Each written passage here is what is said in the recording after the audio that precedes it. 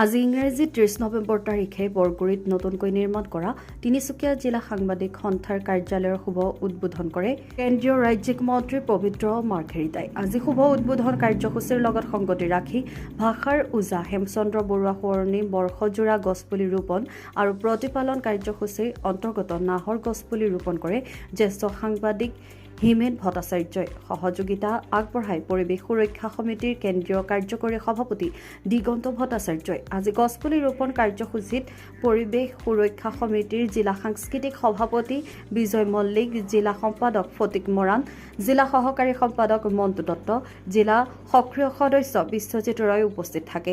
তিনিচুকীয়াৰ অৱসৰপ্ৰাপ্ত জ্যেষ্ঠ সাংবাদিক হিমেন ভট্টই জিলা সাংবাদিক সন্থাৰ ভৱনৰ কাষতে দুজোপা গছপুলি নাহৰ আৰু কৃষ্ণচূড়া ৰোপণ কৰে।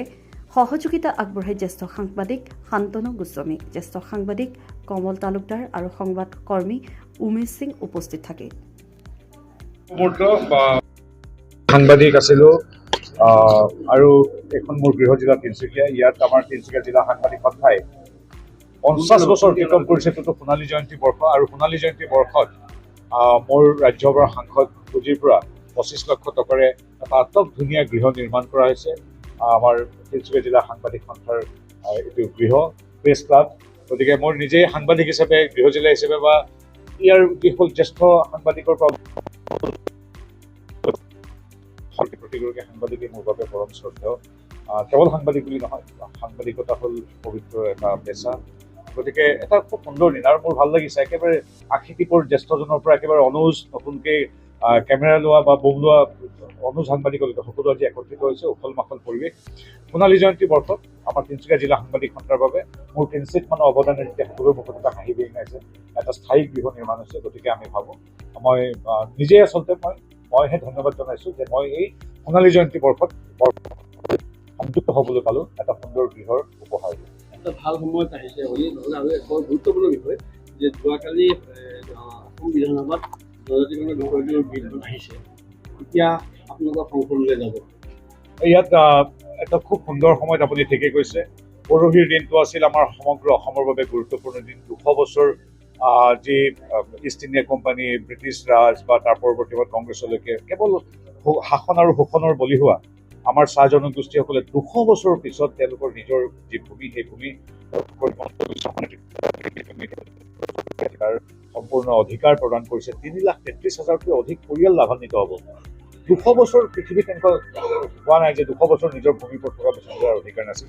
সেই ভাল খবৰটোৰ পিছত টুকুৰা কৰি আৰু এটা অতি সুন্দৰ খবৰ, 6 জনগোষ্ঠীৰ জনজাতি কাৰণৰ বাবে এই ৰাজ্য চৰকাৰখনে বিভিন্ন সময়ত প্ৰতিটো পক্ষৰ সৈতে আলোচনা কৰি আছিল যদিও বিভিন্ন কাৰণত সেইটো ফলপ্ৰসূ হোৱা নাছিল। যদিও ডক্টৰ হিমন্ত বিশ্ব শৰ্মা নেতৃত্বাধীন ৰাজ্য চৰকাৰে এতিয়া সমাধান সূত্ৰ উলিয়াই কালি সদনত তাৰ প্ৰতিবেদন দাখিল কৰিলে আৰু ই কেন্দ্ৰ চৰকাৰলৈ যাব। আমি সম্পূৰ্ণ ইতিবাচকভাৱে আশা কৰোঁ যে আমি নিশ্চিতভাৱে 6 জনগোষ্ঠীয়ে এই জনজাতিকৰণ পাম।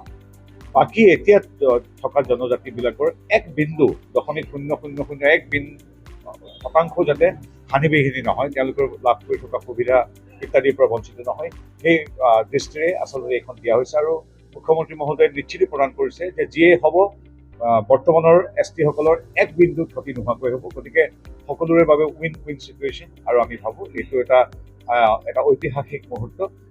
আৰু বিৰোধীক এটাই অনুৰোধ কৰিছোঁ, যিটো আপোনালোকে বিগত 60-70 বছৰ দিব নোৱাৰিলে, সেই বস্তুটো এতিয়া নতুনকৈ এটা ইতিবাচক চিন্তাৰে ভালকৈ এটা আগবঢ়াই নিয়া হৈছে। আপোনালোকে তাত এতিয়া বেলেগ প্ৰপেগেণ্ডা কৰি ভুল কথা প্ৰচাৰ নকৰিব। ভায়ে ভায়ে আপোনালোকে বিবাদ আৰু বিতৰ্ক তথা সংঘাতৰ সৃষ্টি নকৰিব।